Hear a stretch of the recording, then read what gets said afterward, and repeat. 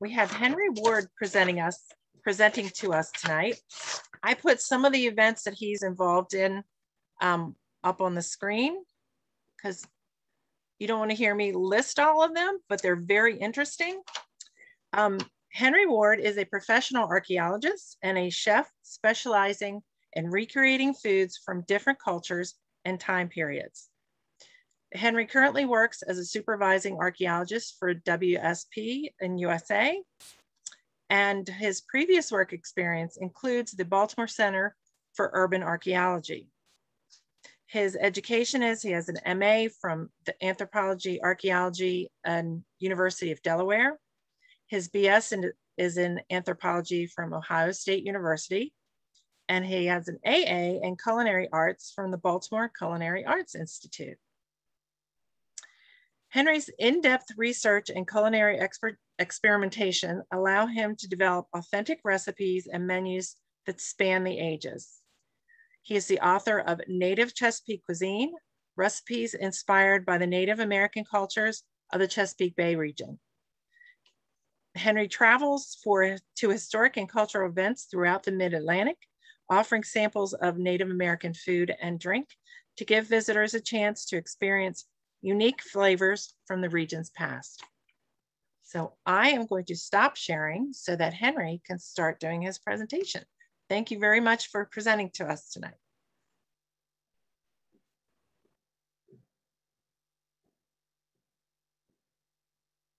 So hopefully my presentation is up.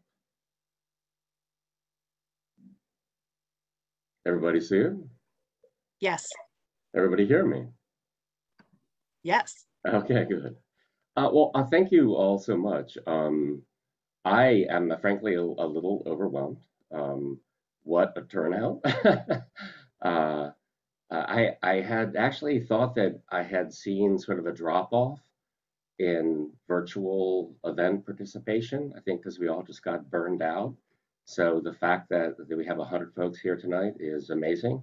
And thank you so much to Ilka and Bronwyn for making it possible.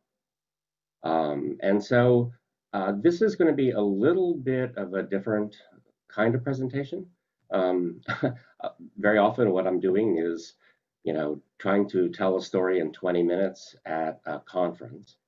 And so this sort of more long form gives me a chance to sort of, stop and think about things and go through thought process.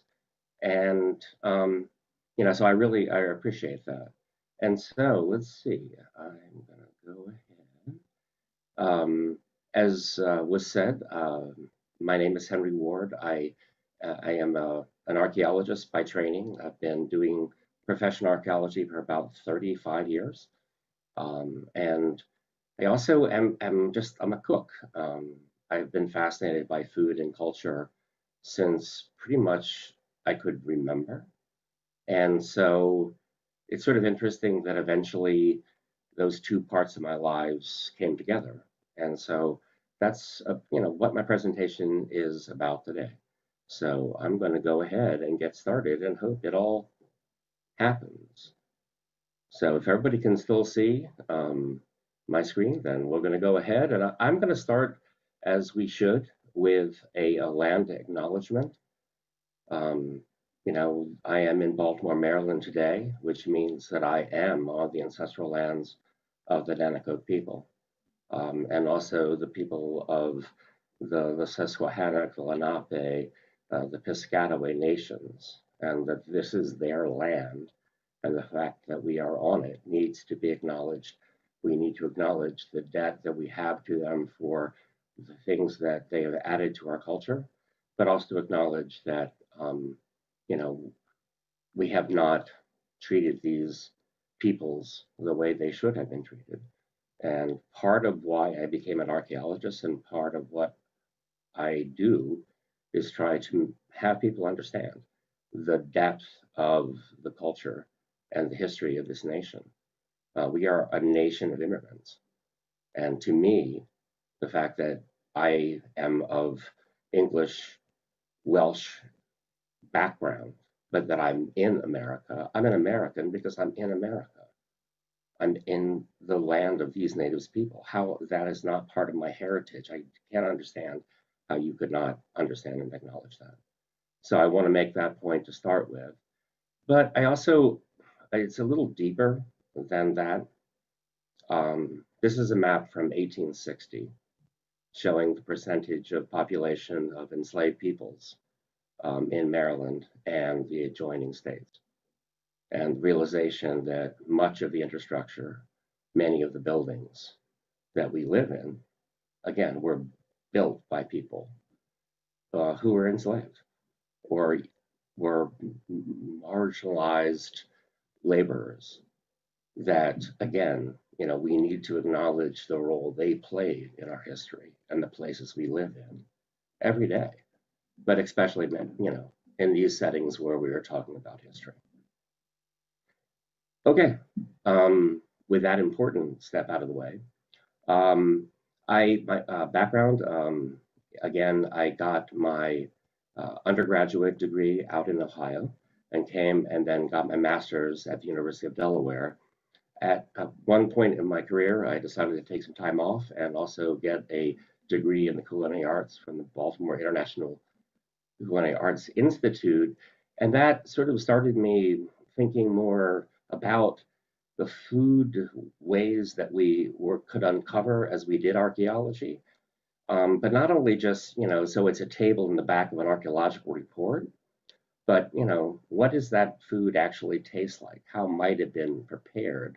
What more could it tell us about that culture? And so it just began a very long journey for me to think about the food. I mean, what is on that tray that this very idealized pilgrim is offering to this, again, very idealized Indian chief? But again, you can see they're preparing it there. And, what do they tell us about that time period? Unfortunately, the native peoples don't have much that they can because their history really, we don't have their part of the history. But I always tell people that, archaeologists, we do read the history, but we also do the dishes.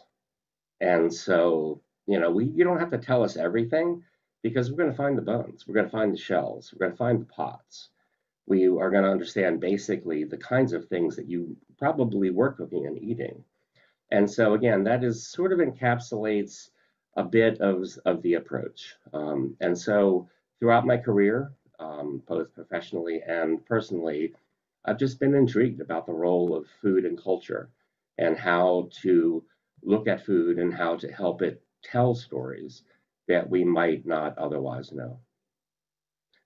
This particular talk, the germ of it came from a remarkable experience. I was actually invited to visit the Native American Service Center associated with the Smithsonian to actually not only see but touch some of the artifacts associated with the Lenape tribe of Delaware. That is the chief, Dennis Coker there, who is proud to say a friend, and he invited me along to see these tangible artifacts of the way that he and his ancestors, interacted with their environment, how they, fished, how they hunted, how they gathered. And this was part of the putting together a special presentation for a workshop on the Delaware estuary and attempt to recreate the native freshwater mussel population. And so this workshop, there was like 30, 40 people involved, and they thought it'd be a very nice idea to have a meal that reflected both the tribe's interest in the environment, but also the indigenous foods. And so I was invited to put together a menu and actually prepare a meal. And so I thought that that was such an interesting and important experience for me that I would use that as a taking off point to basically sort of just look at the menu, not do sort of history of food through the ages, but these foods and what they meant and why we cooked them and the story that we were trying to tell. And so again, this gives me, again, this long form, talk a little bit about myself. My family is actually, again, we're sort of Euro mutts from England, Wales, Scotland, arrived pretty early in the 17th century. Um, Part of my family settled in Maryland, in Cecil County. In fact, this is the church at St. Mary Ann's in Northeast Maryland. And one of my ancestors' names is actually inscribed on the cornerstone from the early 18th century. We left, but then actually came back. Um, and so this is an ancestral family home outside of Northeast called Green Hill. We left again, and then came back. And so we moved here when my father retired from the Navy. And so I went to high school in Cecil County as a Northeast Indian. That's not actually me, but I did play for that team. And it's interesting that the logo of the arrowhead, a little bit of for shadowing here, because during this time period, I had a grandfather who lived along the banks of the Elk River who took me out arrowhead hunting as a young child. And again, finding those artifacts and holding them in my hand. I heard a presentation today about what a remarkable experience that is. And I think probably every archaeologist, or even somebody who wants to be an archaeologist, the idea of like touching something that is, as old as the pyramids and, was used by a hunter hunting a deer along the banks of the Elk River thousands of years ago was, seminal for me. I ended up actually, staying in the area, went to the community college, sort of focused on history. And again, that's the building that was the Cecil Community College when I was there. It's quite larger now. And I had an opportunity then to go out to central Ohio. Um, this is the amazing Serpent Mound, a middle woodland Adena sacred site, one of the most amazing sites I've ever been to. And although my burial mound was not quite like that, I did have an opportunity, again, to explore the cultures of Central Ohio, the Adena, what we used to call the Hopewell, and also to work at the Ohio Historical Society.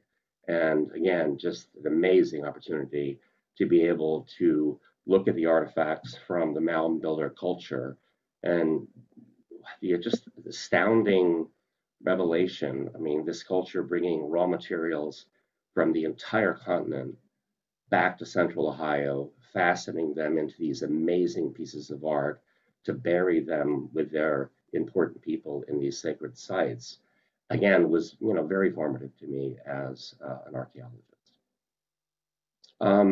In the middle of my time, actually as an undergraduate, I had an opportunity to come back to Maryland and to work on a very interesting site in the Chesapeake Bay region. This was actually near a family home, the one that I had gone out and collected airy heads with my grandfather when I was a kid, and ended up finding out that this was, again, one of the most really interesting sites, probably in the upper Chesapeake Bay, an island now, but clearly part of Peninsula early occupation going back not quite to Paleo-Indian, but all the way back to the early Archaic. And also amazingly, this is a fragment of one of the earliest kinds of prehistoric pottery that we have in Maryland. And we have that on this island. This is one of the latest pieces of prehistoric pottery we have in this region. And we not only have both of those, but 14 other wares, all on this one site. And so, again, just a remarkable place where people are not only coming there, but they're coming back again and again and again. And this was, again, a macro base camp like no other macro base camp. Now, you look at the geology, we've lost a lot of it. Again, through erosion and the rise in sea levels. And unfortunately, the site is basically a sandbar. It's been underwater a couple of times. It seems clear from the deposition. So it's a giant pile of artifacts, but there really is not much integrity subsurface. We don't have features, we don't have levels, we don't have deposits that are discrete from one. It's just basically a lot of stuff in a pile. But again, a really remarkable site. And one of the most remarkable parts about it is this tool. This is an Adina robin's leaf-shaped blade. Again, this was material was mined from a site not too far from Serpent Mound in central Ohio. It was made into this magnificent tool. Again, this is a translucent light blue chalcedony, and made its way all the way to Cecil County, Maryland, where it was found on a beach. And again, just that connection, all this fact that this tool was made months of walk from where it was found. And also really interesting that we don't completely, I don't think today, even understand the Adina and the fact that you have them in central Ohio and you have them on the Delmarva Peninsula. And you don't really have spaces in between. They're sort of there and here. And these artifacts are here. And so there is something really interesting going on that I think we're still kind of trying to tease out. One of the things, this is not a tool you're going to stick on the end of a stick and throw at a turkey. So it is clearly ceremonial, and we've actually pretty confident that these are tools that are used for breaking down a corpse. The culture of the Adina, they practice cremation burials, basin cremations, and again, it wasn't the whole body in a long piece.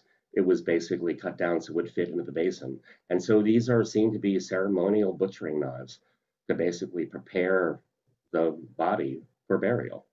But the fact that, again, they're in Kent County, Maryland, Kent County, Delaware, Cecil County, Maryland, and Ohio is something we're still trying to work out. Now, why there's so much stuff on that island is actually pretty easy to figure out if you look at the geography. So here we have the upper Chesapeake Bay. And so here is where the island is. That's the Chesapeake, which again is, let's call it 95. It's the major transportation route for people moving north and south. But you also have the Susquehanna and the Delaware. The Susquehanna River begins up in New York and is again, a feeder highway bringing this Iroquois northeastern influence into the Middle Atlantic. And then you also have the Delaware, the Lenape, again, that a whole nother sort of cultural group over into the Delmarva, up into New Jersey and New York. And it's sort of logical. If you look, there is the C&D Canal, which is where 19th century engineers figured was this, closest point between those two bodies of water. Now, actually, if you go up Back Creek, eventually you will get within about 1,300 feet of a feeder into the Christiana. So again, if you're in a canoe, this is actually the canal.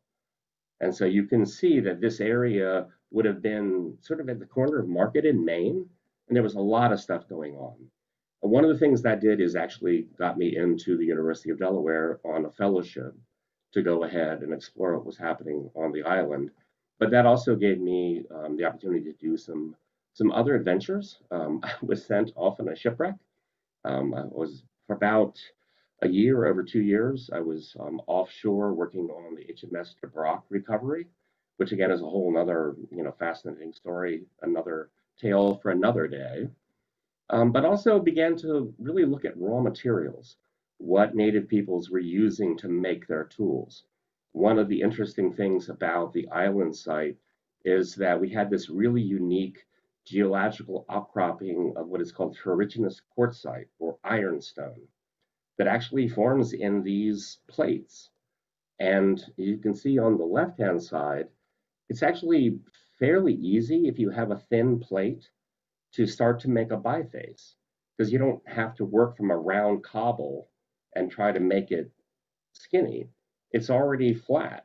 And so you can actually just dress back the sides. And so again, this ironstone was a really interesting experience for me. Also had an opportunity to go ahead and look at what's called the Delaware Chalcedony Complex, This is a series of outcrops and quarries along the Maryland-Delaware line, which is a source of really high quality chert, jasper, and other chalcedonly based materials, which actually were pretty popular in the Paleo-Indian period. We find quite a few points that appear to be made out of the outcroppings in this area. And I'd like to nod out to Elwood Wilkins there. He is actually the one who brought me out and showed me the site. And one of these things where, again, you're walking across the ground and every single thing you see is an artifact. One of the other materials I got to play around with, and one that, again, probably most germane to what we're talking about today, was steatite. Steatite is a very soft material. It is formed along compact zones with various metamorphic bodies. It's called soapstone.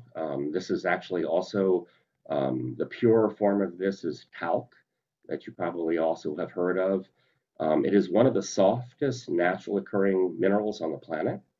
It's about as hard as your fingernail, which means your fingernail can actually scratch it, and which means that you can use any kind of bone or wood or stone tool and make whatever you want out of this. And so I had an opportunity to, as part of work we did for the Maryland Historical Trust, to go ahead and survey a number of these quarries where the stone was extracted and made into cooking vessels. And as you can imagine, all of a sudden the archaeologists and the cookers getting slowly and slowly closer. And so we'll talk a little bit more about that material. As when I got done with my work at the University of Delaware, I moved down to Baltimore. And one of the projects and the kinds of work that I did was actually doing urban archaeology in downtown Baltimore. I don't know if you know the city, but there's the Inner Harbor behind you, and that is President Street or 83 running past it.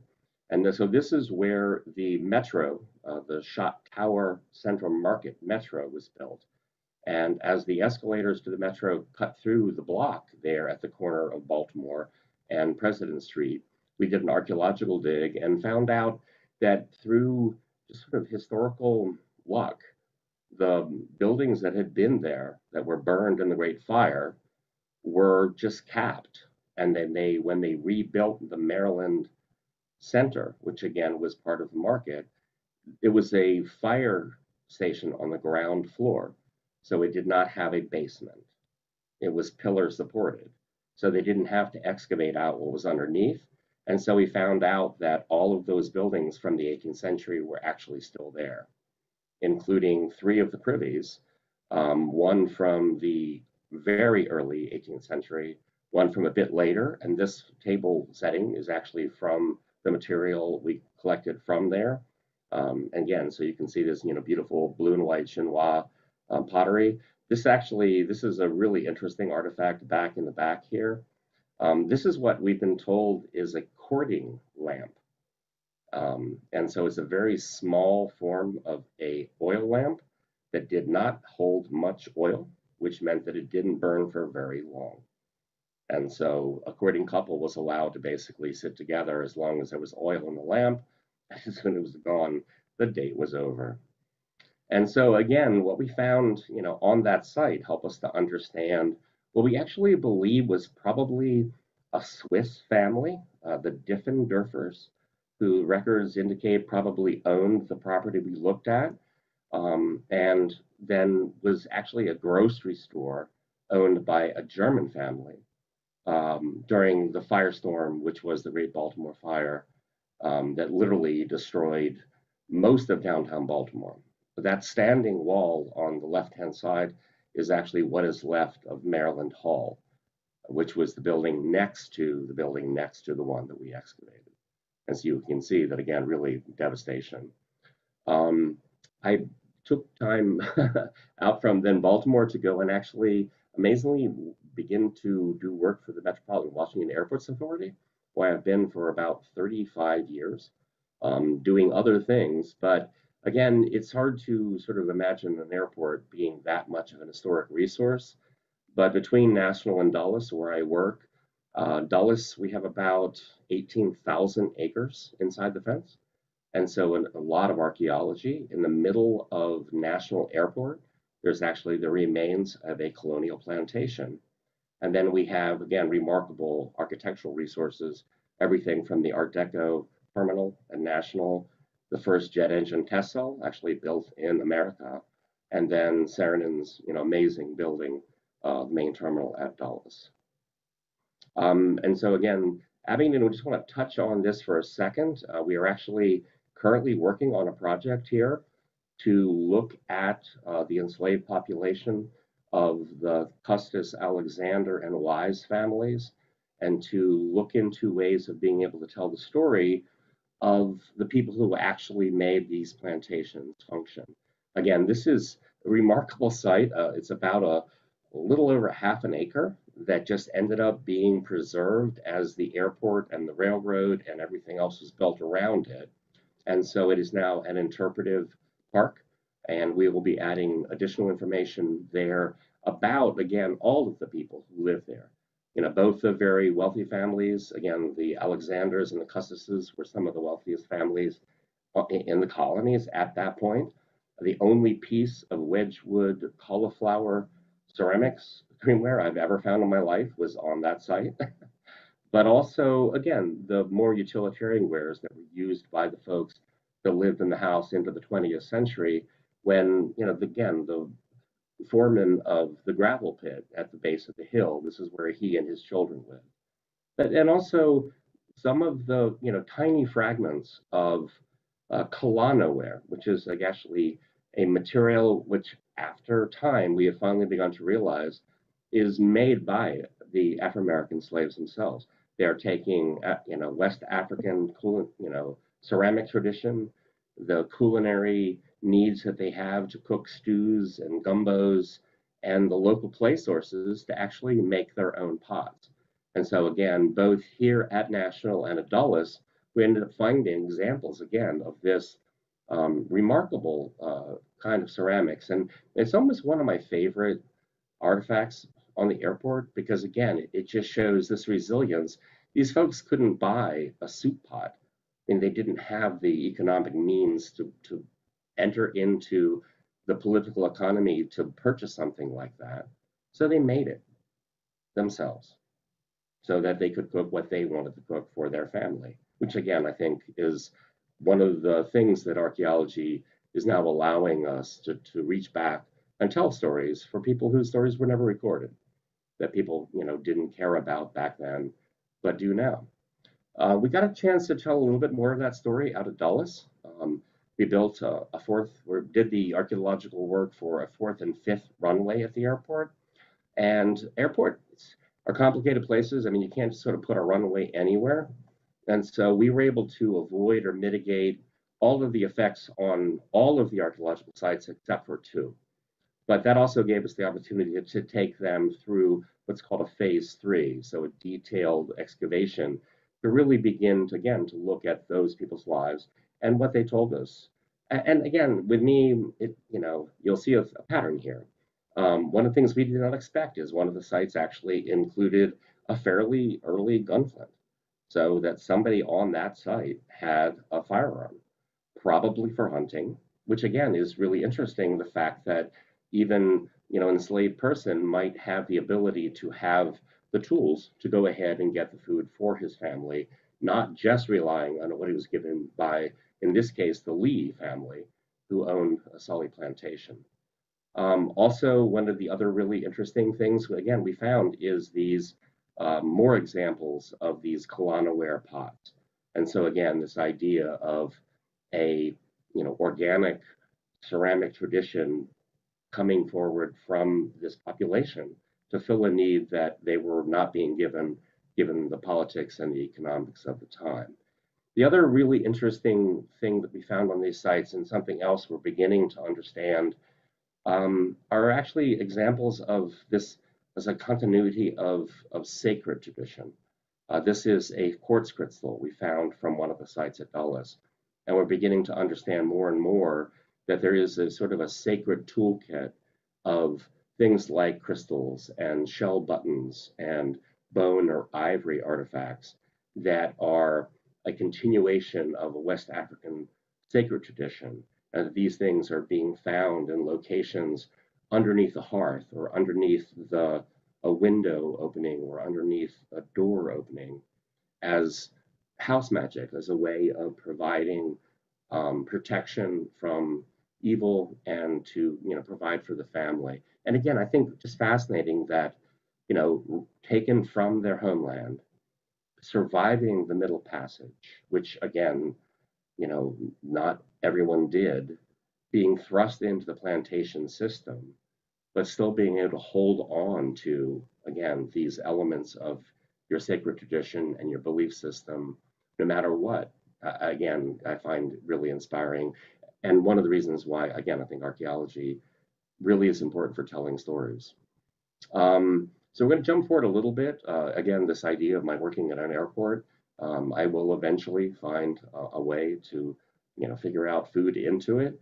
One of the interesting pieces of architectural archaeology we got to do was actually go into an old abandoned cafeteria and dig around above the ceiling, below the floor, and find the remnants of a really beautiful and spectacular dining room that was part of the original 1940 terminal at National. Again, it's a little different from finding, bones and rocks in the ground, but also, figuring out how to recreate those light fixtures, how to fix the floor, how to find furnishings that helped us recreate, again, this piece of history.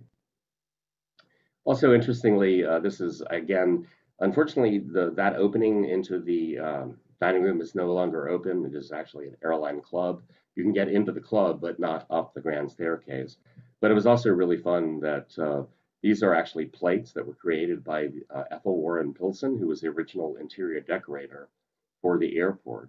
And she actually donated one of these plates to us so that we could put it on display in the display and exhibit hall that is in the terminal today. Okay, so that is sort of the path of how I got to where I am in terms of looking at food and archaeology. And so let's start to dig in a little bit to the story of prehistory and the peopling of the continent and the foodways that developed from that. So we're going to start off here with, again, I'm sorry, I am going to talk about climate change and global warming quite a lot because it's what we do. That's how cultures rise and fall. We should listen.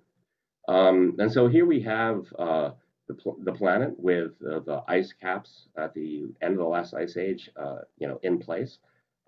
The ice in Pennsylvania, I think, was about a mile deep at its deepest point.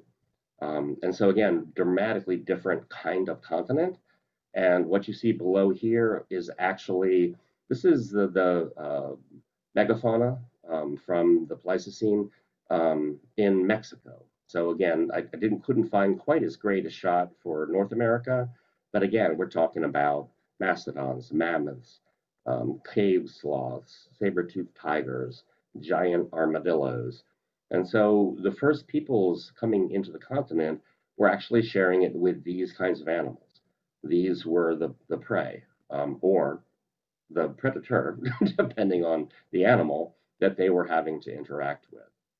And what we see here on the right, and again, we are rethinking some of what we thought was the story about how people got here, when they got here, and what they brought with them. But for most of my career, these people, were called Paleo-Indians, and we recognized them because of these remarkable spear points. Probably some of the most beautiful, stonework that was ever created. It actually was sort of downhill from here until you get into the later periods of prehistory. But these people, if you're going to go after an elephant, you've got to have a really good spear point. And it's got to be out of really good material. And you've got to make it really, really well. And so again, these Paleo-Indian points and where we found them began to sort of tell us the story of what we thought the first peoples were actually, doing. Now, you'll notice that this map looks a little weird, isn't quite what you expect to see today. And this is because when we had that so much of the water on the planet in ice on the ice caps, the water level was lower, the sea levels were lower, and so there was more exposure. And so in North America, again, the shoreline looked very different. And so, the original concept that we came up with is that this lower sea level actually brought a bridge between Asia and the North American continent to the surface. And so people could cross across this Beringia Bridge. And then there was also a ice-free corridor through the Mackenzie River Valley that also we could demonstrate happened at a particular time period. And so the story was when the water was low, people came across the land bridge, made it down into North America, and then spread out through North, South, and Central America.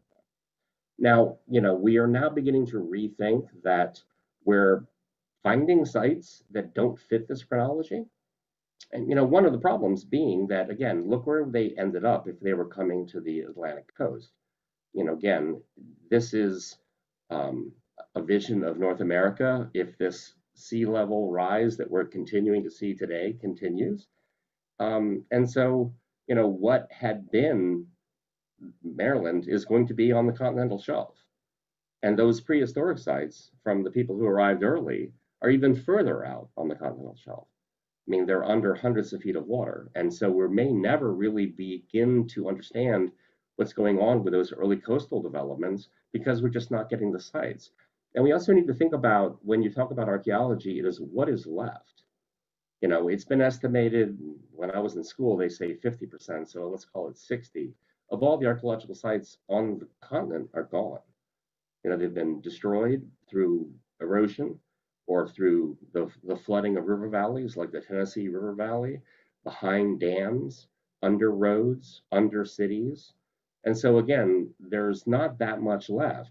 And if you add in the 10,000 years or 12,000 years or 20,000 years of all of those things affecting sites, the fact that we're finding anything from these early time periods is pretty amazing.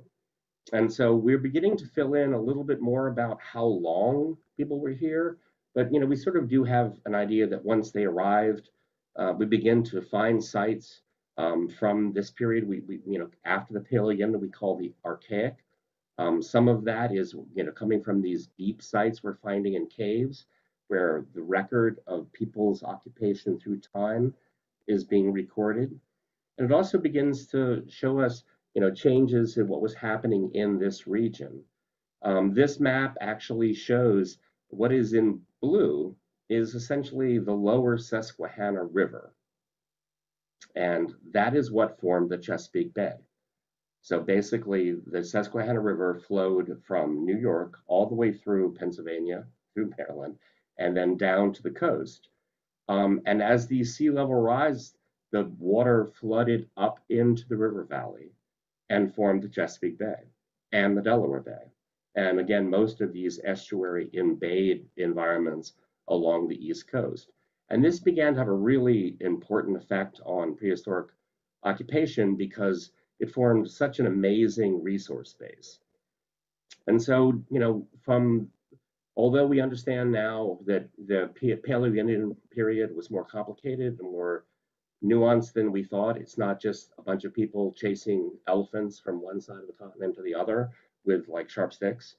But again, this idea that there probably was a period where people moved in between sources of high quality stone lithics that they needed to make these pools, the large animal herds that were moving around at that point, and other resources. So they did probably cover more ground and move around more than later period where we move into what is called the Archaic and sort of the hunting and gathering, where people are beginning to not focus on these larger animals as much, but at a wider range of different kinds of raw materials.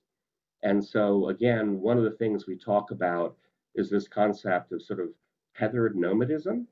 I mean, you wouldn't go, west to Ohio chasing a herd, but you would go down into River Valley in the spring to exploit the fish runs. You might move to a different camp at a different time of year because it was close to berry patches or some other source. your camp in the fall would take into account where the nuts were, where other kinds of resources might be. You would understand where the deer went in the winter, where they would, sort of hide out in the highlands. And so you might move a camp closer to them to be able to exploit that resource during a different time of period. And so you would move through the seasons and exploit different resources, and therefore have these sort of smaller camps where they were using them, as ad need as they moved from resource to resource. That changed, as you move from what we call the archaic into the woodland, with the idea and the species of plants that could actually be not just collected, but could be grown, could be a horticultural product, an agricultural product. And so it seems pretty clear that from Central America up probably the Mississippi River Valley, the idea of, and probably the seeds for the exploitation of corn and squash and beans moved into the area. And not exclusively, as we'll talk, but those three materials have a really, again, a very effective food base. And it began to allow people to not move around quite as much. I mean, if you have to move to get your food, that limits literally the number of people you can have in your community. Every child has to be carried. If you have a child that there's no one to carry, you can't have that child. And so in this case, where you can actually plant more corn or plant more beans and increase the amount of protein you're getting out of your land more efficiently than hunting and gathering, means you don't have to move around as much. Your nutrition is increasing, and you can actually have a larger and more sustainable population. And so you're beginning to have the ability to have these, larger settlements, the kinds of villages that were being, occupied. In this case, this is an illustration of white from, probably the Powhatan, but also very similar to what was happening with the Susquehanna, with these more permanent settlements using a mixture of agriculture and the old hunting and gathering. And this is also illustrating an interesting point in the fact that you're not moving around as much. You're kind of in one place at one time, and you have crops in the ground. And that is actually putting you in a different situation you've been in before, because somebody might want those crops and they might want that piece of floodland that you're on.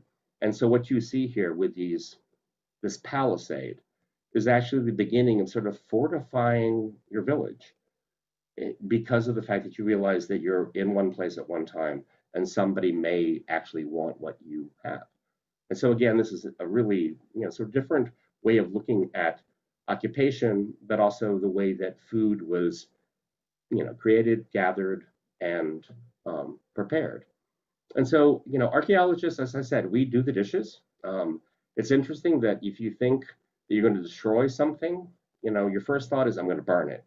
Well, burning is not really very effective destruction, because, under certain circumstances, you're basically taking the organic material and turning it into carbon, and carbon will last for not ever, but a long, long time.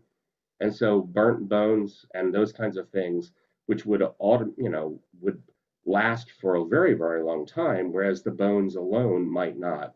And so, again, we do the dishes. Again, you can see this is a collection of bones from an archaeological site. I can see horse, deer, goat, sheep.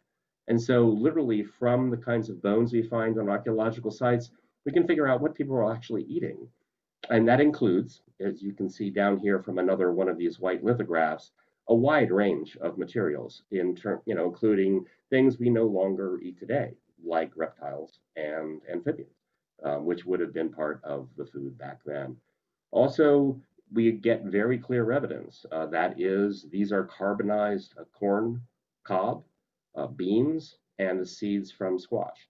And so again, very direct evidence that these are the kinds of materials that these peoples were eating, on a daily basis on some of the sites.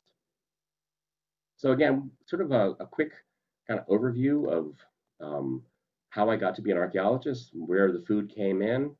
And then I just thought we'd go from a menu that we put together for the Lenape, estuary presentation and sort of use the menu as a way to explore these foods and talk a little bit about them both from a historical, cultural, but also sort of a culinary approach. Okay, this is the Delaware estuary, and much of what I say, you'll use the words Bay Area, Chesapeake, and Delaware, little interchangeably. They're very similar estuaries. They're distinct in many ways, and the Chesapeake has got a lot of different kinds of attributes that the Delaware does, and the Delaware has things that Chesapeake does. But one of the things that's about them is, remember, these are freshwater rivers. They're dumping into these flooded river valleys. And so at the mouth of the bay, you have salt water. At the head, you have fresh water. And so again, any salinity regime in between those that will support any kind of marine life is available in that cross section. So again, you may not be able to have oysters at the mouth because it's too salty, but at some place along the bay, they're going to be able to grow, as will crabs, as will shrimp, as will these massive numbers of anadromous fish, shad and alewives and sturgeons that live in saltwater but have to come back to fresh water to procreate, again, are coming up through the bay. You also, it's a natural attractant for waterfowl. I mean, today, this time of year, you can see massive and almost uncountable numbers of ducks and geese flying up the eastern, shoreline, going ahead and visiting these bodies of water.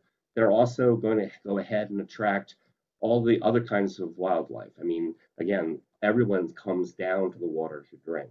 And so, again, if you're in that location, you are literally in the middle of the grocery store. You have access to almost anything you would want out of all those different kinds of foods. And so for this event, we invented a soup, which sort of we hope would encapsulate the idea of the Chesapeake Bay. We started off with actually a turkey stock to sort of bring in the wet, the woodland part of it, but then smoked oysters and clams and a little bit of crab meat and shredded leeks to sort of represent the seaweed, and a little bit of very subtle seasoning to again get that salty flavor of all of the seafood. I mean, the Chesapeake is believed to actually, in the indigenous languages, be the Great Shellfish Bay. And so we thought, again, that soup was appropriate to try to capture that. It was interesting that for this event, many of the Lenape are actually Seventh-day Adventists and are therefore vegetarian. And so we realized that we also needed to have something that everybody could enjoy. So we went to a winter squash soup. Again, one of the three sisters of corn and beans and squash. Very simple preparation, cooked down again with a little bit of the turkey stock and some toasted nuts and a little bit of sage oil to sort of start the meal off and give our credit to the bay. One of the other things as I began to look into native foods was how intrinsically sort of healthy they were. You're focusing again on complex carbohydrates, relatively low fat starches, lots of nuts, berries, herbs. And so again, these soups, we wanted to go ahead and look. In this case, again, both of these are quite low in fat, high in amino acids, and also high mineral content, especially from the shellfish. The other thing, in looking at how do you season these things, this adventure actually sort of started. I got a question from an audience member from a lecture. They basically told me I didn't know how things tasted back then. And, my answer was, corn and salt are pretty much the same now as they were then. And so we can get pretty close. And so one of the challenges is, what do we pull out of our herb cabinet today to try to help us capture those flavors? And I realized early on that it was, I'm the one that is at the disadvantage I only have a very small handful of truly indigenous seasoning ingredients that are, North American native indigenous. But that's just because we've lost that knowledge. There were hundreds of flavors and seasonings and thickeners and leavening agents and gels and all the kinds of things that we have in the kitchen today that were available to those native chefs, but we've lost them. And so I'm the one that has to come up with a substitute, that I have to go ahead and figure out. Again, if I want to have that flavor, I may not know how to make that flavor because I don't know what the indigenous plant was, but I can come up with an approximation, something that is in my spice cabinet today that may not be exactly the same, but will give me a sense of that flavor. And so again, this is, up the top you have mint. Again, one of the things that we actually do still have available to us. Below that is sumac. Again, a remarkable flavoring, but not one that we really use in Anglo-American cuisine. It is very popular in the Middle East and other parts of the world as a sort of a souring agent. And then below there, this is actually mustard. And we do have a number of different kinds of indigenous mustard. And so again, I think probably that sharp flavor was available and used by chefs in the past. It's also interesting that some of these sort of lost indigenous foods are making a comeback. These are what are called fiddleheads. It is a immature fern. As the fern begins to open, they have these soft little heads on them, which are actually very interesting, very similar flavor, kind of to asparagus, but not exactly.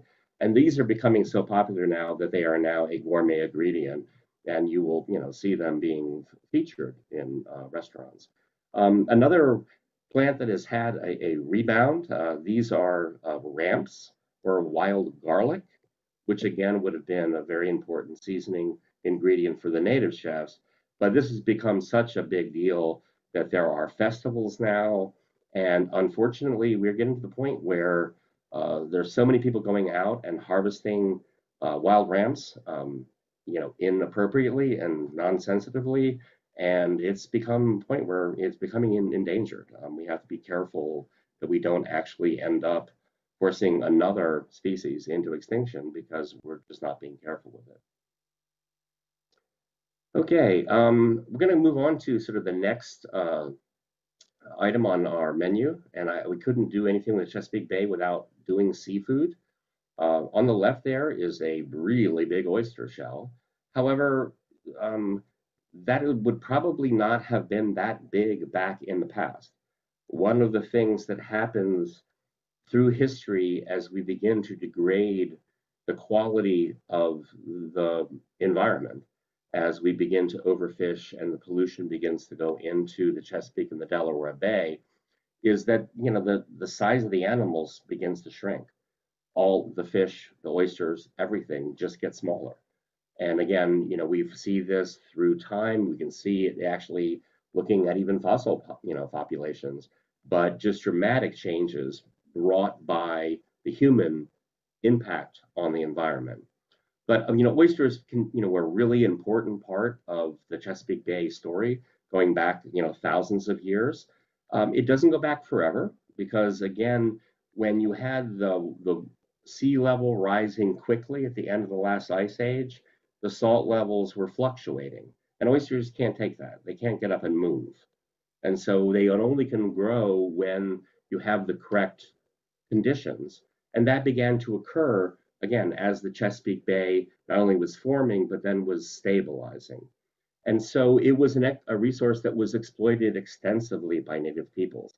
This is a shell midden, which is basically just a giant pile of oyster shells that were left by a prehistoric, encampment on the eastern shore of the Chesapeake.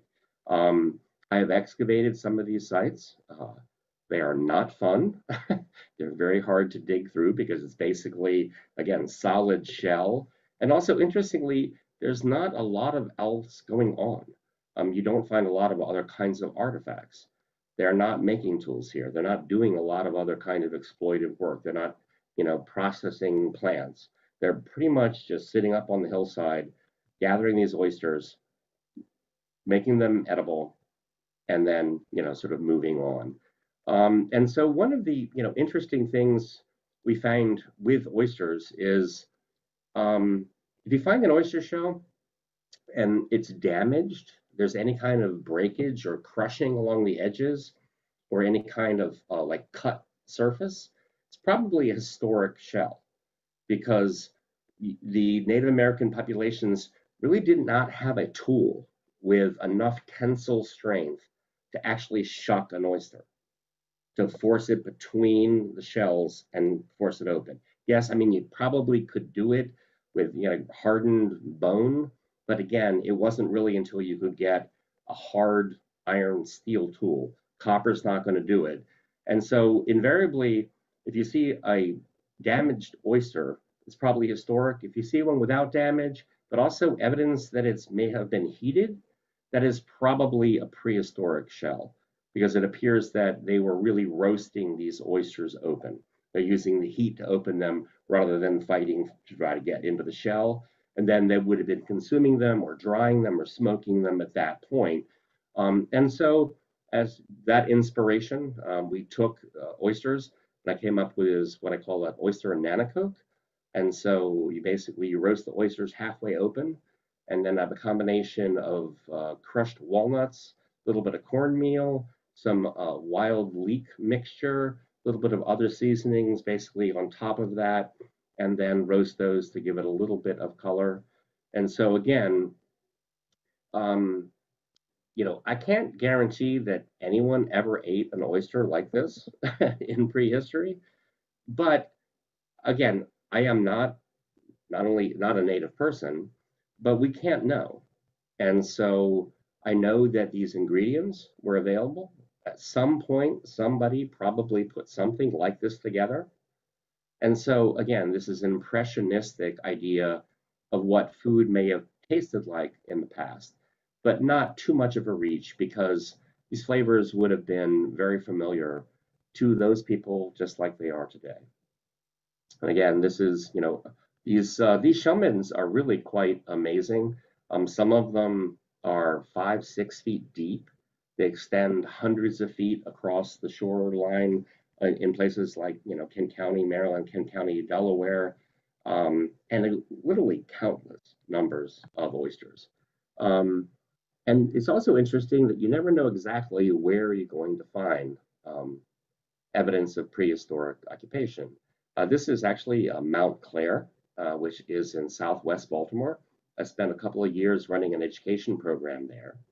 And again, this is very different from the shell middens. This is a site associated with Charles Carroll and his wife, Margaret Tillman.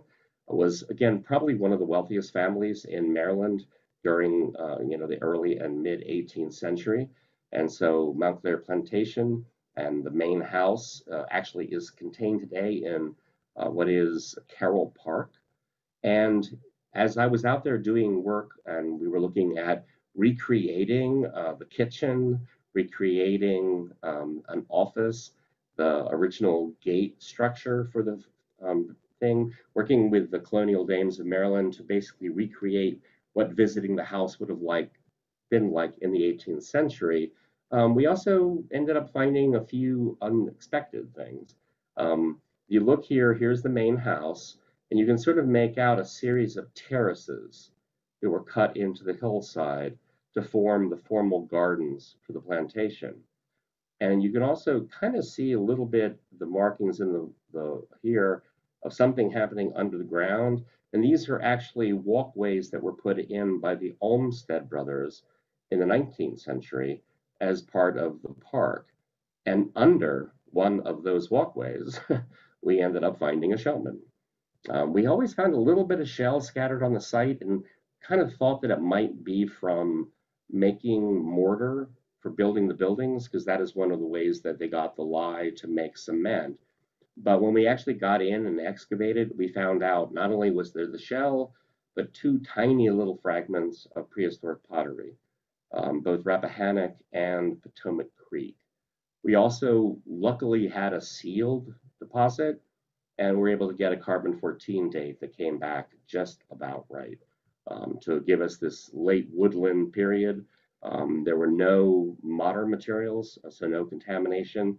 So again, one of the few sort of intact prehistoric sites in Baltimore City that talked about, again, the exploitation of the oysters up on that hillside by some native family some, 1,000 so years ago. So one of the other interesting things about the oysters is if you look at the hinge where the two shells come together, those are actually growth rings. But basically, the oyster grows during the warm season and then has a dormant period when it's cold.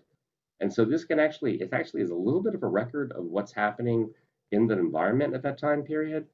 But also, if you do a little bit of math, which I don't do, um, I've been told that you can calculate out approximately when these were being harvested. And it's really interesting because the data seems to, at least when we were doing this at the University of Delaware, coming in with a winter, early spring harvest for these oysters, which again, that is not a great time of year if you're going out in a canoe or, actually, wading out into the water to get these big clumps of these close in oysters to be able to break them up enough to be able to roast them, to get them open, to get enough meat to make it worthwhile. We tend to think of seafood today as being, the ultra, the highest and most expensive thing on the menu. But that again doesn't seem to probably be playing out here. That if you're going out and doing this at the end of the season, this may be a food of sort of last resort. You've gone through all of the stored foods that you had put up, all of the dried deer meat and whatever else you had, the seeds and other kinds of things. And, people getting hungry. And so the oyster exploitation was something that occurred because you had to go out and get it. We spent a lot of time when we talk about native foods, talking about the three sisters. And so these are corn, squash, and beans, which have been grown and exploited by human populations going back thousands of years in Central and South America, and eventually made their way up into this area, sort of as the time moving from BC into AD, so that the later time period after the thousands of years of previous time, we have this sort of later horticultural complex coming in. It has a couple of really interesting things about it. Neither one of these three food items is a particularly dense nutritional package. You have good amino acids and good proteins and other kinds of things in each one of them. But if you had to exist on any one, you'd have a problem. You'd have to supplement some of these protein sources. But if you actually have all three of these things in your diet, and you also include the seeds, all of a sudden you're getting pretty much a really high quality protein package, almost a meat or dairy quality food product, but without having to go and have a cow or go out and hunt or fish. And so, the Native American populations actually had a really interesting, was foundation of their foodway using these three vegetable sources. So you could always hunt, you could always fish if you wanted to. You could use it as seasoning, you could use it garnish, but you didn't have to go out and hunt every day. You didn't have to have, that kind of game animal.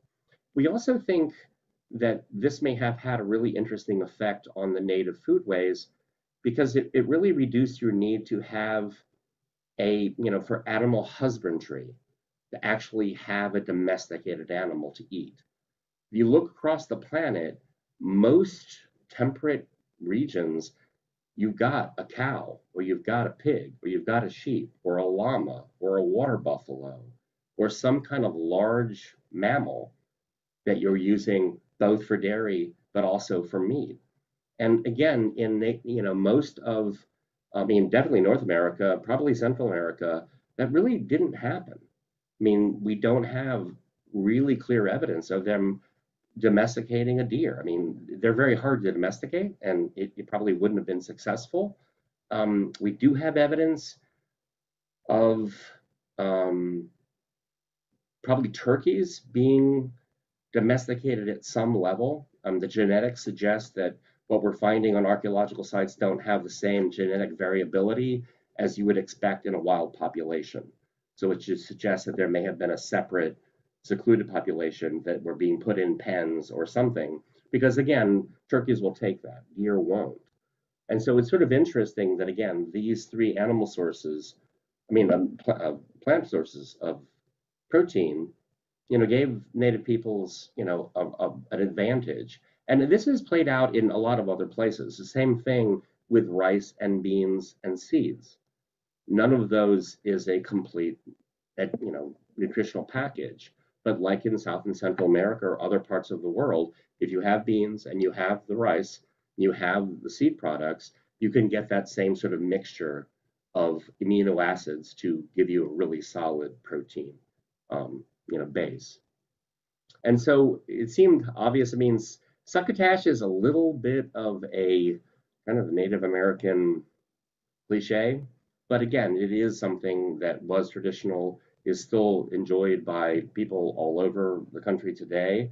And so, for our version of this, we made a three sisters succotash. So again, this is adding squash in, which is not really traditional in many cultures. Yellow corn, because again, it was probably one of the more common corn sources. And we also use a small red bean, which is similar to what we find archaeologically in this region. The more traditional lima bean, if you think of lima, it actually comes from South America, and so probably would have not as been this prevalent in the area. We had a very simple vegetable stock that we used to flavor this. Sunflower oil. Again, the sunflower was one of the major plants that would have been exploited by native peoples throughout North America. And I have used real ramps in the past, but I've tried to not use them if I don't have to. And so I use a mixture of leeks and garlic and onions that has a very similar flavor to the wild leek mixture. And so I use that as a flavoring, so I don't actually have to go out and exploit the native product. One of the other flavoring and ingredients I use is there's a local bush, Lindoa benzoa, I think, the spice bush, which has a little red berry.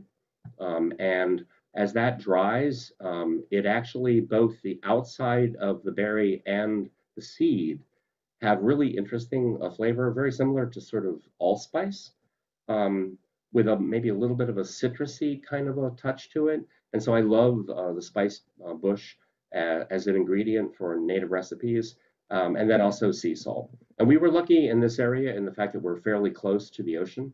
So probably getting salt from salt water was not as big a deal as it would have been with other cultures. I mean, if you're in the central part of this country and you need to get salt, you're going to get salt from the animal products, but you may have a struggle to go ahead and actually find another source of salt. And so there were native, natural salt outcroppings, but there also were plants that if you burn them, the ashes actually concentrate the salt. And so you do have these culinary ashes that would have had that kind of a use as well. Again, it's sort of interesting that this talk is falling during the holidays. A little fraught in the fact that this is a holiday that means very different things to very, different groups. And, again, it is interesting and I think instructive that, Native peoples are redefining what they feel about Thanksgiving, what they feel about, the way that we include them in our overarching culture.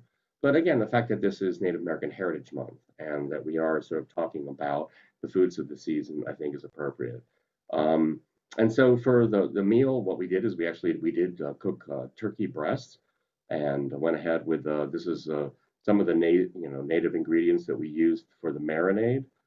Actually, the maple vinegar was very interesting. I realized that because of the sugar content of maple syrup, that if I could reduce the sugar content enough to actually get it to ferment, I could actually make the vinegar, and it turned out pretty well. And so it gave a nice little tang to what we did to go ahead and marinate the turkey. so that we could prepare that as sort of the main dish for this Lenape meal. And we served it with cranberry, which is quite traditional. Obviously, one of the indigenous berries in North America. And it's interesting, but I think we tend to think of this as sort of a New England thing, but the state of New Jersey is actually the greatest single producer of cranberries in the United States. And so not too far from where we are here in the Middle Atlantic. And there were also several species of cranberry, including one called a high bush, which had a wider range and would actually be down in this area. So cranberry sauce and turkey, absolutely reasonable, would have been on the table, even if we hadn't invited the pilgrims. Again, the turkey got a lot of benefits to it, as do all these native ingredients. And it's also, I think, interesting to sort of stop for a minute and talk about the fact that every plant, every spice, every herb that we use or that they would have used in a culinary application likely had some medicinal element to it. They understood that plants just didn't have a flavor, that they had an effect on the body.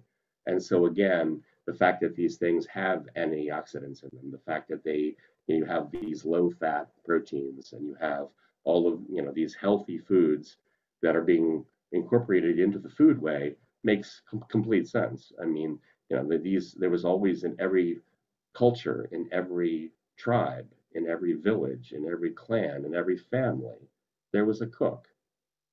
And thousands of years of time and experimentation, they learned not only, again, what tasted good, but what made people healthy, and also what possibly might cure them.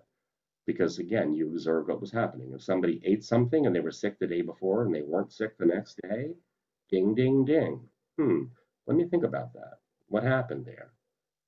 All right, this is my tiny little charcoal smoker with 3 turkey breasts over cherry smoke for about 4.5 hours to form the main dish of the plate that we provided to the organization.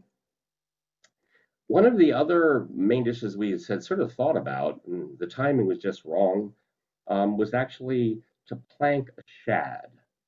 The shad is a kind of a herring.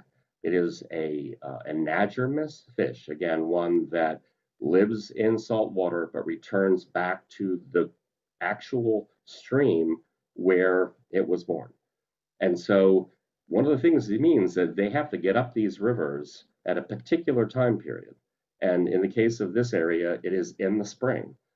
These fish runs with the shad and the alewives and the sturgeon are returning to these headwaters was an amazing opportunity for native peoples because during that literally 2-week period, there was more protein in that river than you could possibly consume. And it was almost like planting seeds. If you plant 100 seeds, you get 50 years of corn. You plant 200, you get 100 years of corn. And so again, as long as you have the seed corn, you can increase the amount of protein you're extracting from your environment. The same thing is true here. If you were down in the Susquehanna during those 2 weeks, you could have more shad than you could possibly eat. And you could dry it and you could extract oil from it. And again, it could form a foundation almost like storing grain where you could live off of that, like the oysters. And it's interesting because this is a process that plays out all over the planet where these marine intensive exploitation strategies are worked out. There are cultures down on the Pacific coast of South America that were built on the anchovy. Again, incredibly rich fishing areas there. You could extract more anchovy than anybody could ever eat. And so they actually process this anchovy harvest into fish paste, essentially. And that was stored and then used and traded. And again, so this idea of almost using this really rich resource base from the animal world, to almost be, again, like a horticultural product. And so this is actually a shad. We did an experiment for I saw it was great to see the Catoctin Furnace Historical Society represented on the calendar for one of the Maryland Iron Festivals.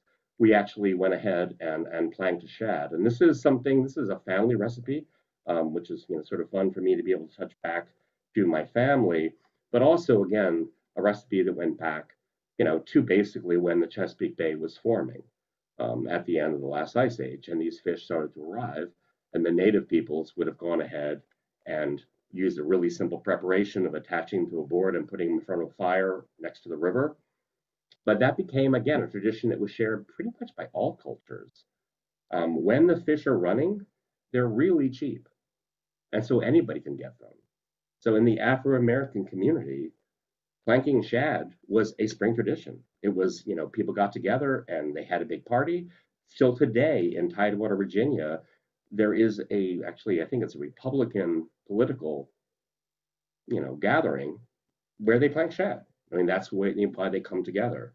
And again, it was interesting, I think, because of the scarcity, the fact that it's only available for a couple of weeks, and the regional focus of being from the Chesapeake, it became a sort of a traditional food for the wealthier classes as well. Again, my grandparents from Philadelphia and from Wilmington loved shad. They loved terrapin, turtle soup. They loved shell crabs, and so all of those things actually became kind of fancy, became kind of elite, and so again, the Philadelphia family in the spring had the treat of eating a piece of fish that was cooked in a way that had been cooked for thousands of years by people in native peoples, by Afro-American peoples, by anybody who had access to the food. And my mother, her favorite thing of all in the spring was actually the roe, the egg sacs from the gravid female shad that were being caught during that time period. And again, this is something that was in the fish 1,000 years ago. I guarantee you, it may not have been, fried in butter the way my mother did it, but it was definitely something that was on the menu.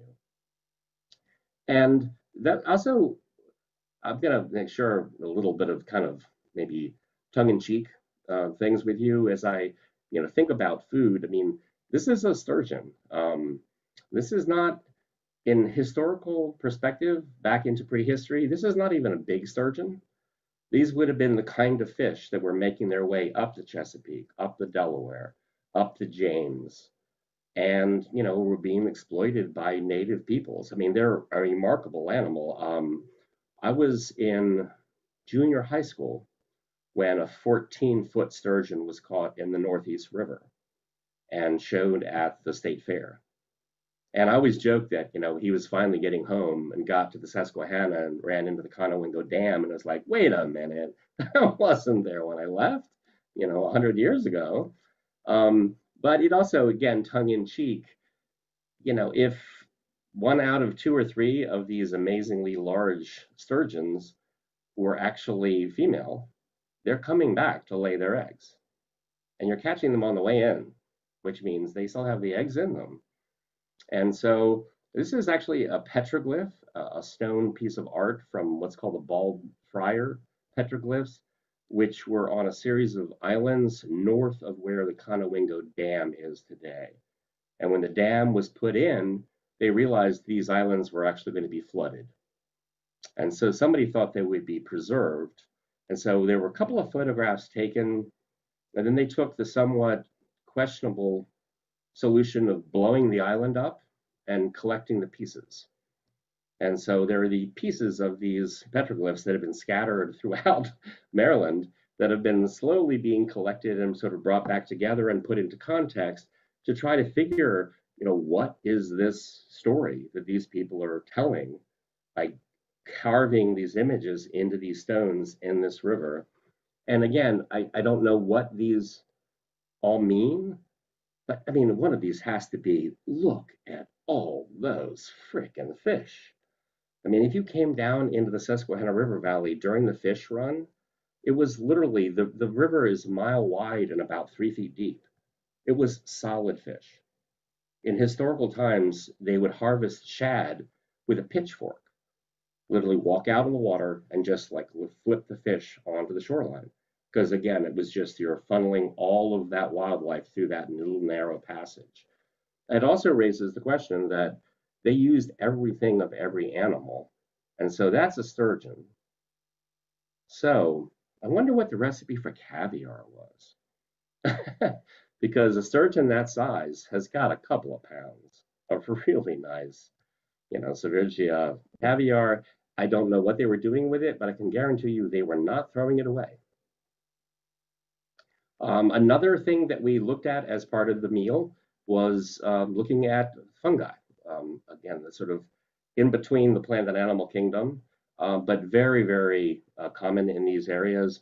And again, down in the lower left there, you have the morels, which occur in this area and have also become almost endangered. So there's so many people now that go out in the spring and try to collect the mushrooms.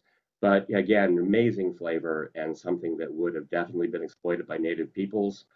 For this meal, we went with a really simple preparation, just a collection of various kinds of wild mushrooms, sauteed, again, a little bit of walnut oil in this case, a little bit of sage, and some pumpkin seeds. And I think, and again, I'm always very careful when I give presentations about cautioning people about wild foods. And again, mushrooms is a really good one. I mean, every mushroom is edible. Some of them are only edible once. And so you need to be really careful about any kind of wild foraging. And I also, from my perspective, if this was sort of academic, I think I would probably be a bit more free. But ultimately, I'm cooking these meals and I'm putting them on a plate and serving them to somebody. And I don't want to be a person who gives you the first time you've eaten something, the first time that compound has gone in your body, and then find out that you're allergic and you turn purple and the meal doesn't go as we wanted. And so, again, be really careful about the kinds of plants you use. If you're going to go ahead and forage, make sure you go with somebody who knows what they're doing. Because, again, the mushrooms especially are, can be tricky. And it's interesting, this is actually a piece of Central American art. And amongst the various psychoactive plants, there are a number of different mushrooms here. Also, interestingly, here is tobacco, which is represented by this flower. And so, again, the native peoples also understood that with every flavor, there were also a plant that had other kinds of compounds and other kinds of things that might affect the way you felt or, again, affect your health. The other thing that we've included in our diet, just actually we were lucky at the timing. These are Jerusalem artichokes. If you see them now in the store, they're probably called sunchokes. It is a tuber that is of a variety of sunflower, and again, indigenous. The name Jerusalem is actually one of those misunderstandings. The Italian name for the plant is girasole, which means turns with the sun, like sunflowers do. And somebody heard that and he said, did he say Jerusalem? Okay, I'm going to write down Jerusalem. And so they were called Jerusalem artichokes, so they really don't seem to have any connection to the Middle East. They're really interesting. They're a starchy tuber, not too much unlike a potato, but sort of more flavor. They do have an interesting natural sugar in them called ilanin, which we don't actually metabolize particularly well anymore. And so if you experiment with Jerusalem artichokes, you should do it in moderation because it's been known to cause a little bit of intestinal problems if you eat too many of them. And we paired the Jerusalem artichoke with, again, a native plant. This is watercress. The watercress you get in the store is probably a European variety, but there are 3 or 4 native ones. And so we went with a watercress and finely julienned and blanched artichoke hearts served with a raspberry vinaigrette as our salad course. And again, here you've got all sorts of wonderful positive nutritional attributes to all of those ingredients. Okay, now we're going to go ahead and go back a little bit to talk about soapstone. These are sections out of 2, very traditional soapstone vessels. They're these very heavy, carved from stone. You can actually see the chisel marks of how these things were made. These are actually these lug handles that are very common on all of them. And there's been, a lot of sort of conversation through time about this material. It was basically used to make the first permanent cooking vessels that we have in this area. I mean, prior to the use of steatite, you could, cook in a basket, you could cook in a hide, there's lots of other ways you could contain cooking liquids, but there was no pottery at this point. And so carving these bowls out of stone became, again, the first permanent cooking vessels. And they really interesting attributes. Again, we talked about the softness and the ease of working, but they're chemically inert, incredibly high heat resistance. I mean, I calculated out this is actually, 2045 Fahrenheit is the melting temperature for steatite, which means you're going to be able to cook pretty much anything you want to. And again, amazing thermal conductivity. This is actually a griddle from, I believe, Norway. I've eaten pancakes cooked off of soapstone grills. I mean, it's something that is actually still used today. Um, but there's always this controversy about, how were these things being used? We think that most of the cooking, beyond roasting and, baking in ashes and those kinds of things, if you're cooking in a liquid, a lot of the time it was probably being done with hot rock cooking, where you're heating rocks and you're dropping them into the liquid, and then you pull them out and you put another hot rock in, and you can go ahead and bring that liquid up to whatever temperature you want, and then maintain it. And so we give clear evidence that this is being used, with ceramics, prior to ceramics. We find these rocks that are, heated again and again, and you can actually see how that has affected them. But again, the steatite, you might not need to do that because you can actually cook directly on it. And it was interesting that as a cook, as I was looking at these vessels, some of these look like baking dishes. Some of them look like frying pans. Some of them look like woks. I mean, I could actually sort of see how the form of the vessel would dictate how they might be able to be used and the kinds of food that they were cooked with. There's been some discussion because the vessels are being used at the time where we're getting to see the intensive exploitation of nuts, again, including acorns and various other kinds of nuts. This is what's called mass production.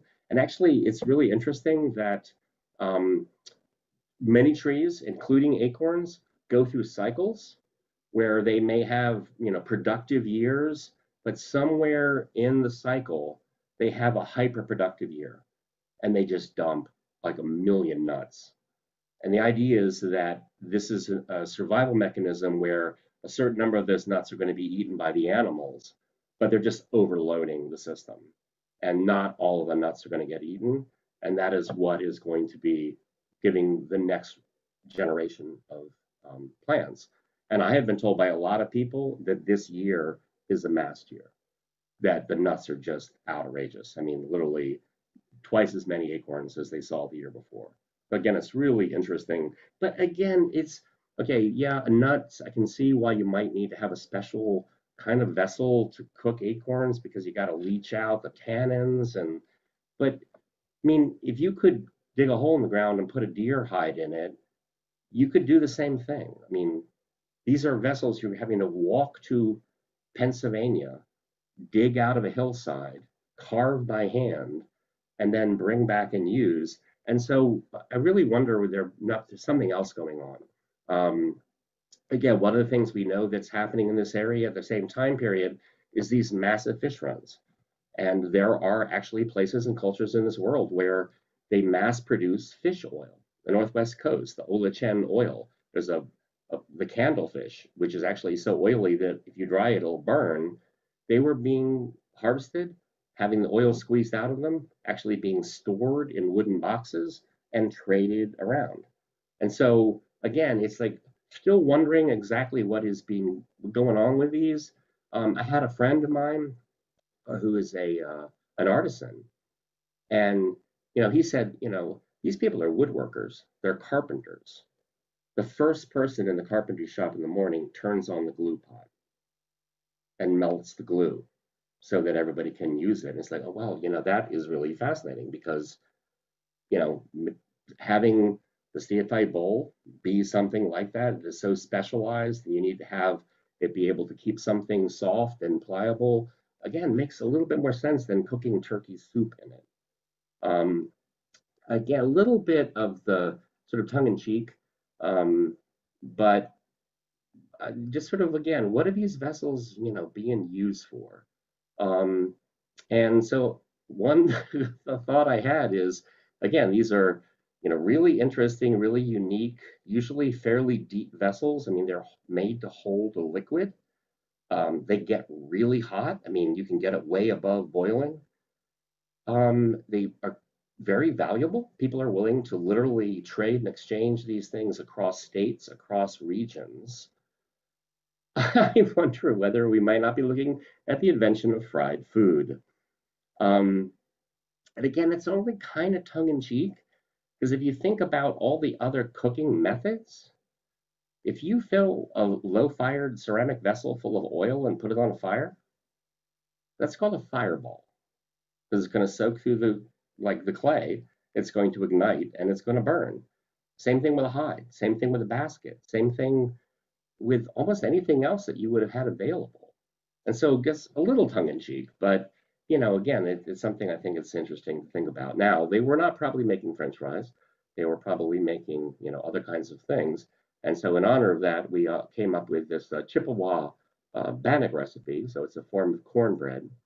Corn, again, probably the source of more calories and protein for native peoples than any other source. But it has a couple of challenges. And what you see there again are these dried kernels.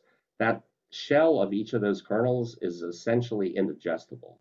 So if you pop one of those corn kernels into your mouth, as we probably all know, it's going to pass through without being altered because, again, our digestive system is not strong enough to break it down.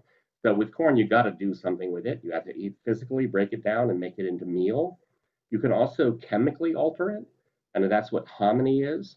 The native peoples realized that if you came up with a strong alkaline solution, usually some sort of wood ash and water, you could actually soften that outer coating to the point where it dissolved and allowed you to actually access all of that protein. Another approach you can actually do is also what's called parched corn. You may recognize these are actually available today as what's called corn nuts, but it's again a recipe that goes back thousands of years, basically soaking corn to allow it to soak up some moisture, and that physical expansion cracks the outer husk. Then they're dried and fried until they're basically like a crunchy kind of a corn popcorn. And so we actually use those as one of the nibbles for this meal. Unlike most other corn preparations, nothing is being discarded. This little dark area here, this is, again, the gram, and everything that was on the corn plant is in this product. So, high protein, high fiber, 100% whole grain. We also, again, you got to have some sort of a cornbread. And I actually found that it was hard to find what I thought was a truly authentic cornbread recipe, because most of what you find written down are all from basically, reservation era. And so they incorporate wheat flour or milk or yeast or baking powder, lard or shortening, sugar. All these things would have been available as commodities on the reservation, but would not have been indigenous. So it took a while, but I finally found a Chippewa bannock recipe. And again, interesting that the word is actually Scottish and probably has to do with, interaction between early trappers and hunters and the local indigenous population. But this is made with just, organic cornmeal, a little bit of corn oil, honey, sea salt, a little bit of water to bind it, and then dried berries or native seeds. And again, that batter, very often for public events, we'll actually fry it because it's fast. But that basic batter, I mean, it could be going ahead and take a flat rock, a little bit of bear grease. It could be made into like, a pancake. It could be, I've seen it wrapped around a stick and cooked over an open fire. as another way of cooking the cornbread. And so again, this is a native version that we ended up using, but it also raises an interesting question because one of the most sort of traditional native foods again is a fry bread, which is a relatively recent historical adaptation. There were women on the Navajo reservation out west who were given wheat flour and lard and salt and sugar as part of their rations. Didn't really have anything to do with what they had been eating before, but they came up with the idea of basically this fried dough. And it has now become a staple for Native American peoples. If you go to a powwow, you better have fried bread. And usually it's formed into what's called a Navajo taco, which again is sort of, again, that Southwestern flavor. But there is also some controversy. Again, I am not a Native person. I'm not a Native chef, but I also know that there are Native chefs who are reluctant to cook fried bread because they see it as a food of, oppression, a food of, what was forced upon them by their culture. And so, although it may taste good, it also, has a really unfortunate nutritional profile in the fact that it, again, it's a deep fat fried dough, which is not good for you. And amongst the various, violences and violations that the American culture has done to the native peoples was to remove them from their native ways, their native lands, their native ways of collecting and processing food, putting them on a reservation and basically giving them our leftovers. And today, if you go and look at the FDA nutritional, aid to the reservations, there's almost nothing natural or indigenous on them. It's all canned goods. It's cheese. It's things that don't have anything to do with their native culture.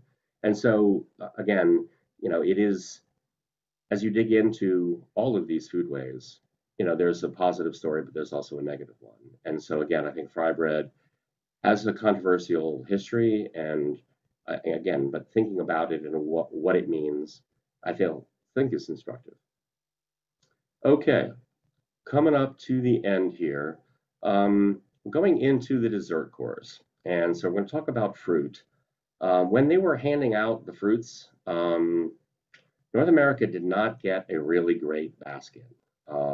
We've got the pawpaw, we've got the persimmon, the crabapple, wild grape, wild cherry, beach plum, cranberries, as we talked about, elderberry, also very important, but not much used today, and then a whole variety of different other kinds of berries that we are more familiar with.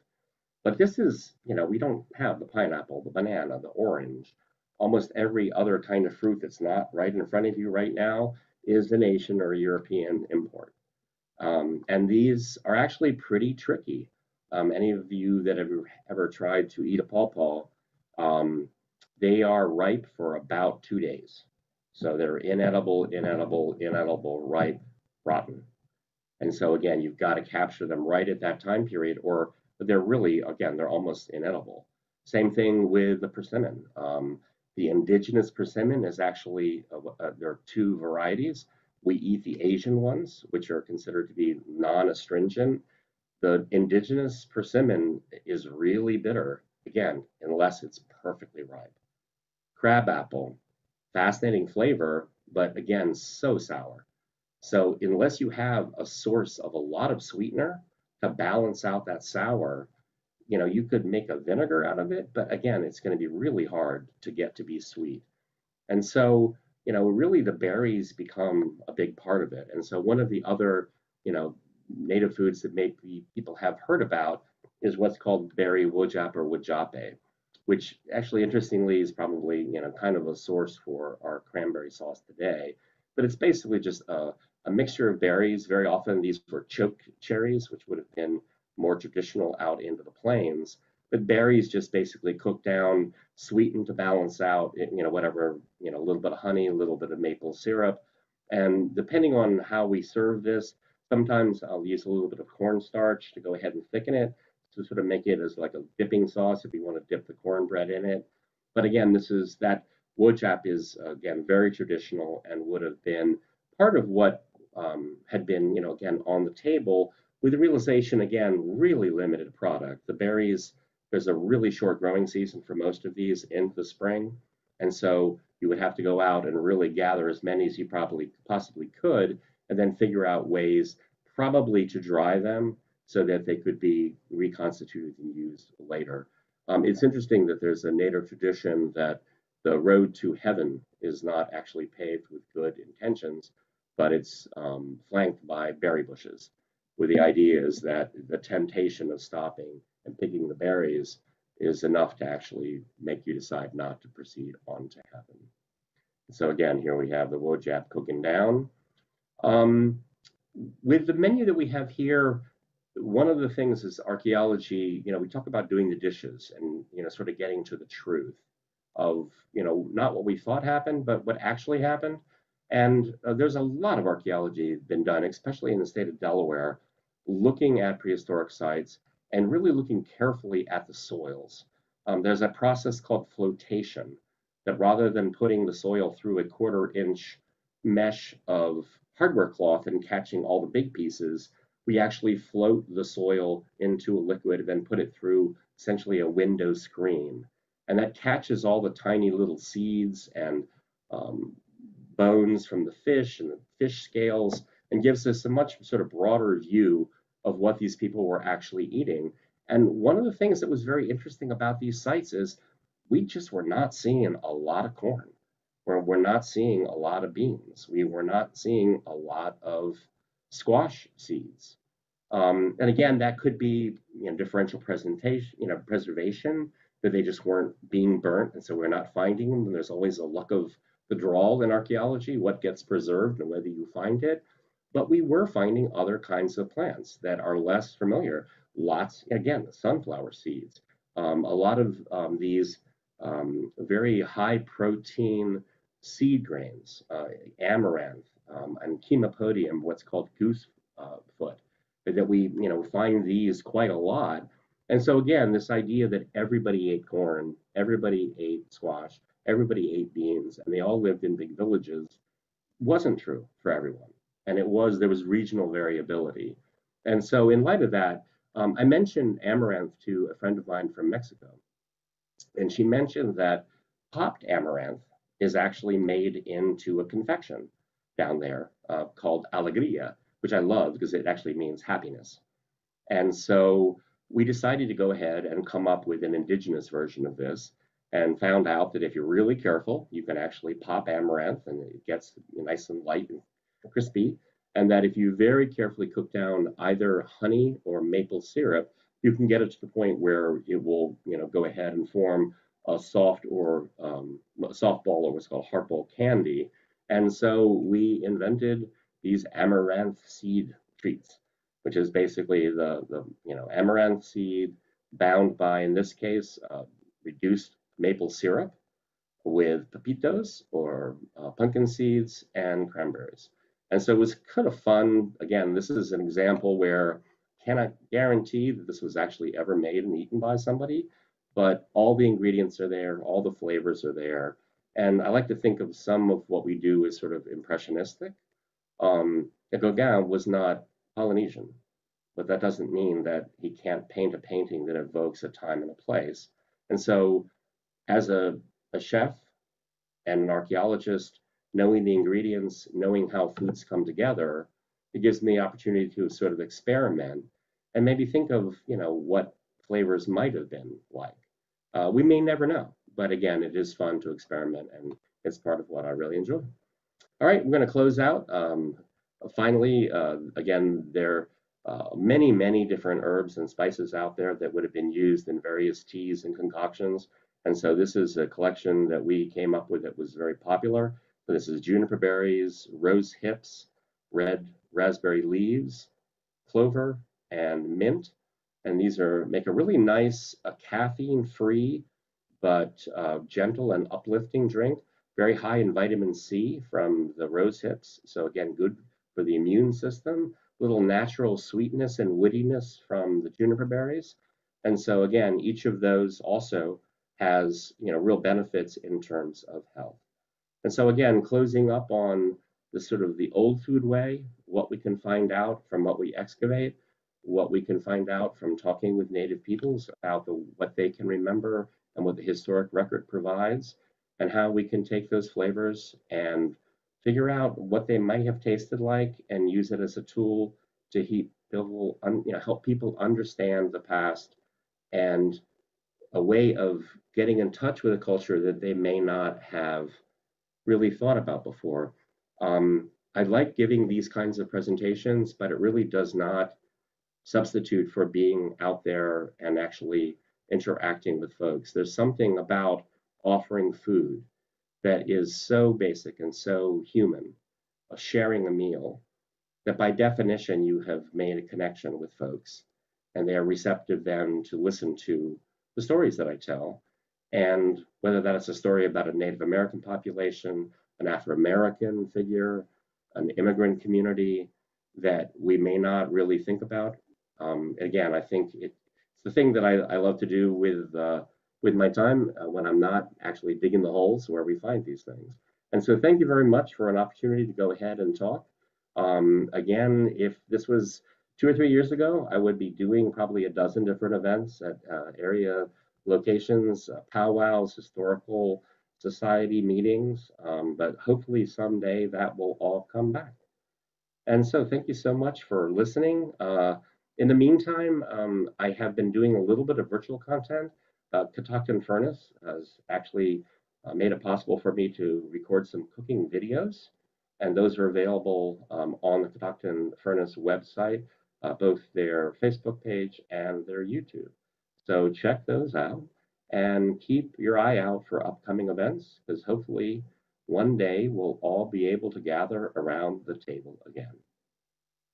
So thank you, and I'll be happy to go ahead and answer any questions, especially if anyone has recipes. And I'd like to thank the National Society of Maryland, the Lenape tribe, for all of the help that they have given me, also the folks at Catoctin Furnace, and all of the helpers and supporters that have made these programs possible over the years. Thank you all. Thank you, Henry. That was very fascinating. I'm just trying to go back through the chat here to see if there's, this has been a great little chat going on with people talking amongst themselves about different ingredients and things that they've found. So that's wonderful. Actually, I'm hoping that these are captured. So, I mean, that's one of the things about talking is I can't really kind of keep up with what's going on. But I love, there's a lot of great stuff in here. Yes, it is being recorded. So yep. I'm just trying to see if there's any questions that were not addressed. And of course, if anybody has any, just can I ask a non-food question? Sure. But it was in the slideshow. Hey, Henry, Brian here. Phenomenal, very informative. I love the Chesapeake Bay, great Shellfish Bay tie-in. It's very appropriate for our local natural resource. In the slide with the wild edible mushrooms, there was like a native statue to the side there. Can you tell me more about that statue? Like what time? Yeah, that is actually, it's a Mesoamerican figure. I'm gonna say probably Aztec. And basically on this figure, there are representations of 5 or 6 different, essentially hallucinogenic compounds. And so you have, if you look at it, there's psilocybin mushroom, again, the tobacco, which again, has a psychoactive effect. The morning glory is in there. And so again, this idea that there is a continuum of, everything that has a flavor, there are chemical compounds in there. And so it's not just interacting with your taste buds, it's interacting with the rest of your body. And so whether something would be considered a medicine or again, a really strong medicine like, smoking tobacco. I mean, sharing a pipe and that little bit of, frankly, the buzz that you get from tobacco. It was this idea, and I've always thought it fascinating with this idea of the psychoactive. Was it somebody who ate a mushroom and woke up and went, oh, I don't know where I am now. I should probably figure out what to call this. or if there was this concept of heaven and somebody ate the mushroom and went, oh, okay, I'm in heaven now. I mean, which came first? What? But and it's also fascinating because I mean, we're not just talking about like mushrooms, but if you look at, many religious rituals, if you go ahead and you chant or you sing or you repeat a mantra, you're exhaling more than you would in normal, life, and eventually your blood, oxygen begins to drop a little. Yeah, like so you begin again. You're getting that sort of altered state. Genuflection. You walk a couple miles on your knees, you're going to be tripping by the end of that because your body's not supposed to do that. I mean, flagellation, fasting, all of those things alter the brain chemistry. And so, can I just interrupt for just a second? Can you stop sharing your screen? Oh, sorry. Yep, sorry. That's okay. We're just trying to figure something out here. Thank you. Yep. And then I was going to say, yeah, even like those cacao and drumming ceremonies, same thing where you're bringing your blood pressure down and you're imbibing in this native concoction. Those are fun too. And I just saw a headline yesterday that Mike Tyson trips a lot on toad venom. So I got to put that on my short list. Yeah, I don't, no, but again, it is, I think that again, it's the continuum. And I mean, it's really interesting. One of the things I did for the last holiday is actually I did a cooking video looking at root beer, which is, clearly a completely Native American. I mean, the sassafras root is from the New World.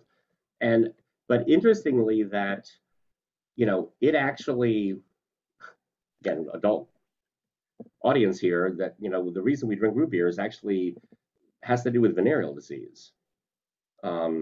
Because when Columbus came back from the New World, they brought back sassafras, but they also brought back some, shall we say, social diseases that he had picked up.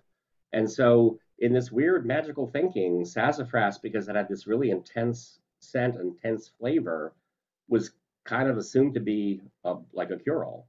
And so during the 16th, 17th century, importation of sassafras as a cure for the clap was, big deal until they finally realized it didn't cure anything. But again, a strong flavor. And so then it became, there's this whole concept that's interesting that cuts across different cultures about looking at spices and herbs as, again, having, a specific kind of effect, whether it's a cooling effect or a warming effect or a cleansing effect. And so sassafras became this idea. It was actually became a spring tonic. It was considered to be a warming spice that thinned your blood. And so it thinned your blood to get ready for the hot weather. And then there was something else you would take in the fall to thicken your blood to get ready for the cold weather. Again, this, the fact that it just wasn't a flavor, there was something medicinal or nutritional that was going on as well.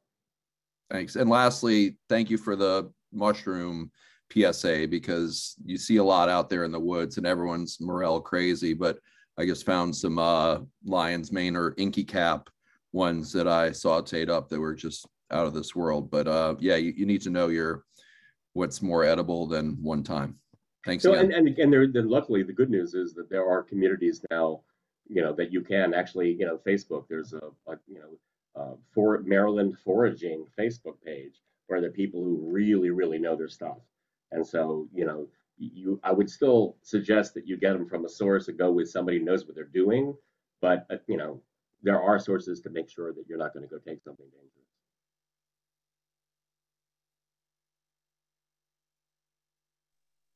Hi, Henry. Cecil County occupier here. I have been trying so hard to find information on the Takwa. So I was really excited to see the tea that you have. Do you know, the only source that I've been able to find about them is from John Smith's second voyage to the Chesapeake. Mm-hmm. Do you know if there's anything else? Boy, I mean, again, the main source. And actually, it's funny. You touch on a really interesting point because the Takwa tea recipe that I have, I don't use sassafras anymore. It was in my original concoction, but there is some question in the medical community about sassafras and one of the essential oils, sassafrol, possibly being mildly carcinogenic or not particularly good for the kidneys. And so I actually decided that, I took it out and the flavor was still okay. But the takwa actually is the native word for sassafras. And, my understanding is that the current Sassafras River in the upper Chesapeake, so south of the Elk, but north of, again, I'd have to look at a map, that was the region of that group. And so the Takwa were one of sort of the regional. It's interesting that we had the Susquehannock up north. You've got the Powhatan Confederacy down in the Virginia Tidewater. You have the Lenape and the Delaware Lenape up into Delaware and in New Jersey. And along the Chesapeake, we tend to think that there's sort of smaller, more localized Algonquin speaking groups that are settled around a particular river valley. And so again, you have the Takwa being on what we call the sassafras today. And so I don't know much about them. I mean, some of these groups were fairly small. There is also a theory that because we had the Susquehannock to the north, and frankly, they were bullies. They would periodically come down and just sort of like kick butt and take names and steal women and then go back up the river. And then you've got, sort of this confederacy down in the Virginia Tidewater that we were in kind of a conflict zone between those two groups. And so, the groups in this area were sort of smaller, more mobile, more flexible, probably moved around a bit more. And then also they disappeared. When the Europeans arrived, they just started moving west. The Susquehanna didn't. The Susquehanna basically stayed and went toe to toe and said, they're gone. They were worn down by disease, worn down by warfare, worn down by either having the land stolen from them. And eventually the last Susquehannocks were massacred in a jail in Lancaster County, Pennsylvania. Whereas other groups like the Lenape just went west. When I was out in central Ohio, I lived in a town called Delaware, Ohio, which was named after the Mingo Delaware tribe that had come from the Middle Atlantic and ended up in central Ohio because that's how far west they got. And again, unfortunately, that is still to today. We are now beginning to talk to Native peoples about projects that could affect their lands, and the realization that we just can't talk to the people who are there now because they weren't there all of the time. And so when we do a project in the Middle Atlantic that may affect ancestral Delaware lands, I have to talk to people in Oklahoma because that's where they are. That's where they were all shipped. And so again, the Delaware aren't here anymore. They're down there. These are great. I mean, again, I want to go back and send you all each an answer to each of these messages. And again, the steatite, that's a really interesting one. It was one of those things I actually did as a grad student, and I wish I could go back and look at again, because I think we probably have technology now to answer some of the questions of how these things were being used. And steatite is really interesting stuff, just geologically. It's what's called a mafic material.